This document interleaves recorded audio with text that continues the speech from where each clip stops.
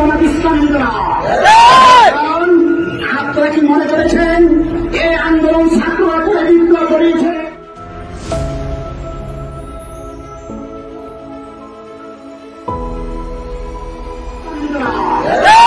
কারণ আপনারা কি মনে করেছেন এই আন্দোলন ছাত্ররা করে বিপ্লব করিয়েছে? এই কথা ঠিক নয়। এই আন্দোলন করেছে